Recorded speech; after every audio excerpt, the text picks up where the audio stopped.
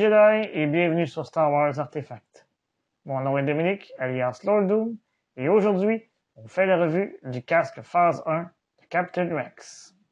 Avant d'aller plus loin, n'oubliez pas de vous abonner à la chaîne, de cliquer sur la petite cloche afin de recevoir des notifications et de liker la vidéo. Vous pouvez également me suivre sur Facebook, Instagram et Twitter. Vous trouverez tous les liens dans la description au bas de la vidéo. Sans plus tarder, procédons à la revue.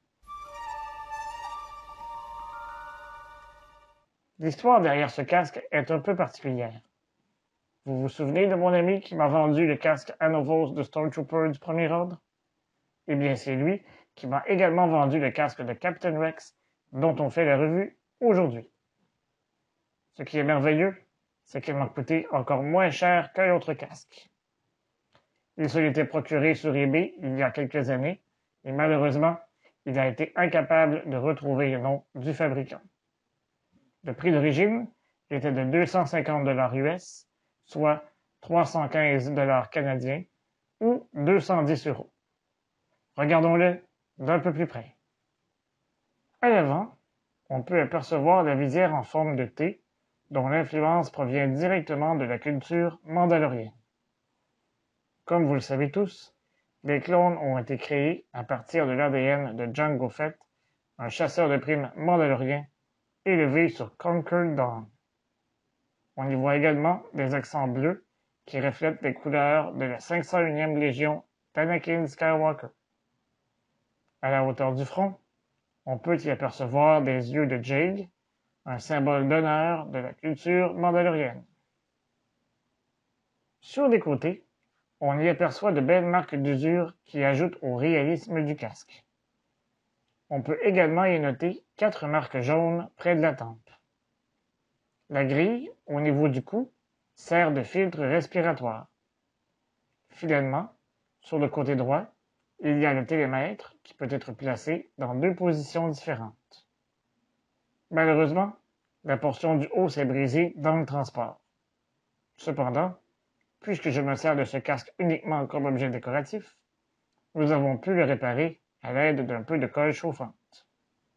À l'arrière, on y retrouve également de beaux détails. Sur la partie du haut, il y a plusieurs marques de victoire. Au centre, on peut voir une grille d'aération grise et noire.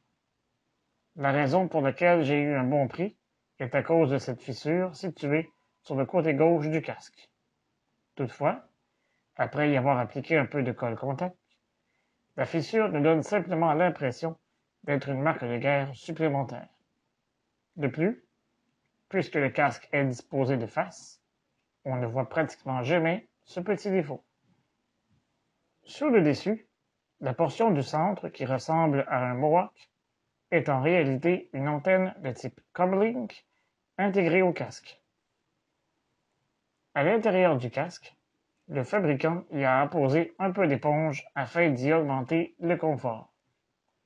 La visière fumée est d'une bonne qualité et la vision n'y est pratiquement pas déformée. Si cela peut vous intéresser, Ryan de chez Red 5 Customs fait également des supports pour des casques. Voici celui que je me suis fait faire pour le casque de Captain Rex. Vous trouverez le lien de sa boutique Etsy dans la description de la vidéo. Si on tient compte du fait que j'ai payé une fraction du prix original et qu'il existe très peu de versions de ce casque sur le marché, il s'agit d'une très belle pièce de collection.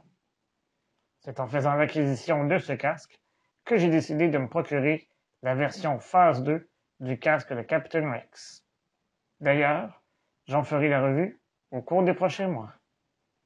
Aimez-vous ce casque? Donnez-moi votre opinion dans les commentaires au bas de la vidéo. Je vous donne rendez-vous la semaine prochaine pour une autre revue, et d'ici là, je vous dis à bientôt, et que la force soit avec vous, à tout jamais. Remember, the Force will be with you, always.